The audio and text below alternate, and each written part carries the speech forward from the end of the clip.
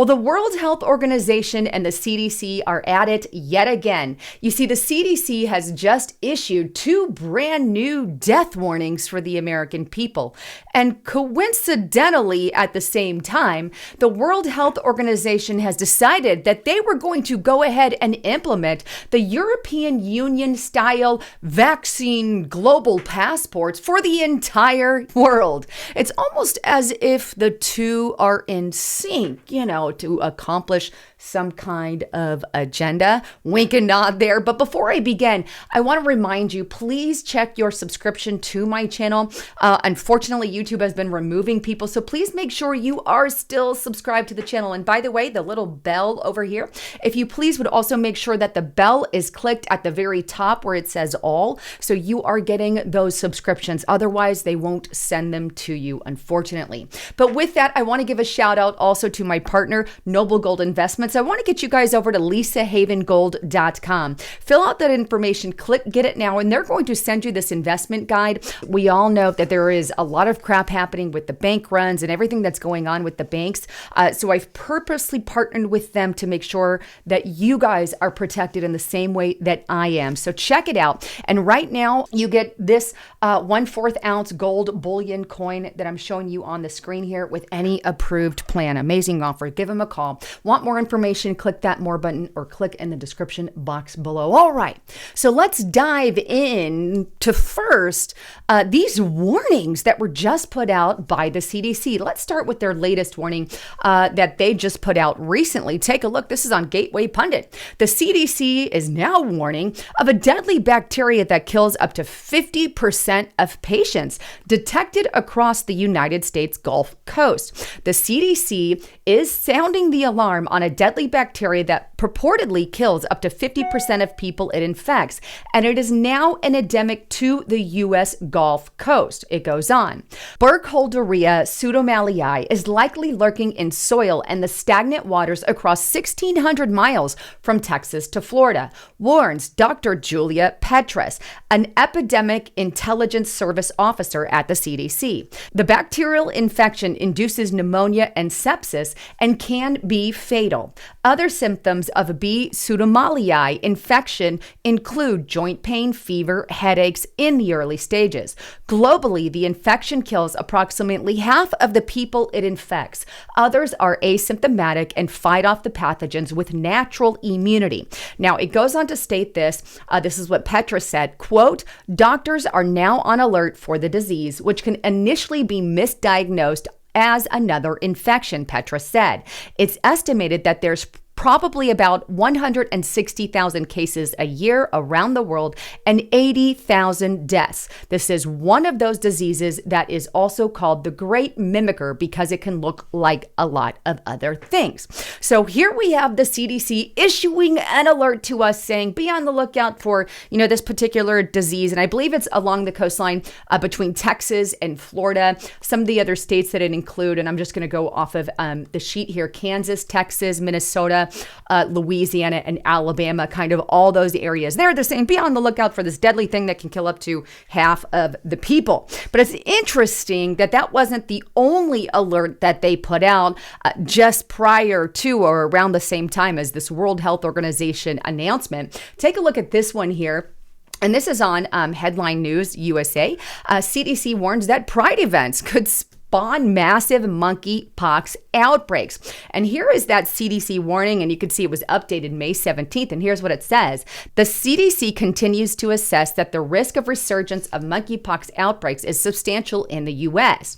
Although the daily number of reported monkeypox cases has fallen dramatically since August 2022, the diagnosis of several unleashed cases each week and intermittent wastewater detections across jurisdictions are constant with ongoing undetected transmission. The risk of the outbreak could further increase as people gather this spring and summer for festivals and other events with high potential for skin-to-skin contact or increased sexual activity. Healthcare providers, public health agencies, and partner organizations should help ensure disproportionately affected populations, currently the gay population, bisexual, or other men who have sex with men and transgender people. So there you have it. That's kind of their summary of this other thing. We've heard about monkeypox, I don't know, a couple times since the prior pandemic. And we know that they, by the way, have also done simulations on this monkeypox thing. Just another heads up, because we all know about Event 201. Bill and Melinda Gates Foundation ran that just a few months prior to COVID-19 breaking out. We also had a simulation of monkeypox done just a few months ago, I believe mid last year or later last year, somewhere around that time. And now we have yet another warning from the CDC, not only for monkeypox, but that secondary one that could potentially kill 50%. So here we have two warnings within just the past month from the CDC, and then bang, just like that, we hear from the World Health Organization. And here it is. And this is the World Health Organization. The European Commission and the World Health Organization launch landmark digital health initiative to strengthen global health security. And you can see this was published June 5th, 2023. Now, before I go on, I want to say that I have been talking about a lot of this in detail over on Restricted Republic. And I want to encourage you, if you really want more information about what's going on, because they're not being forthcoming with you. They're not telling you everything. And I'm limited here on YouTube, time-wise, being one of those. But get to restrictedrepublic.com. I've got exclusive reports to share with you. Use the coupon code FOREVER50 to get it for $50 per year. This is an amazing deal you don't want to miss up. But let's go on back to that World Health Organization document. And here's what it states, and I'm just going to read from the top here. In June 2023, WHO will take up the EU system of digital COVID-19 certification to establish a global system that will help facilitate global mobility and protect citizens across the world from ongoing and future health threats, including pandemics. This is the first building block of the WHO's Great Digital Health Certification Network. That will develop a wide range of digital products to deliver better health for all. Building on the EU's highly successful digital network, WHO aims to offer all their member states, that includes the United States of America, access to open source digital health tool, which is based on principles of equity. There's that word, innovation, transparency, and data protection and privacy. And that was according to Dr. Tedros, the world director there. New digital health products and development aim to help people everywhere receive the quality basically that they need. Now, the article goes on and says one of the key elements of the EU's work against this pandemic has been digital COVID certificates, the ones that they're talking about here, and to facilitate free movement within their borders. And they're saying the reason that they use the EU version is because they did it swiftly. You know, unlike the US, who we had a little bit more freedom here in the United States of America. But this is the first building blocks, they say, of their system, and they plan to make it operational in June 2023. So in other words, be ready for that. So there it is.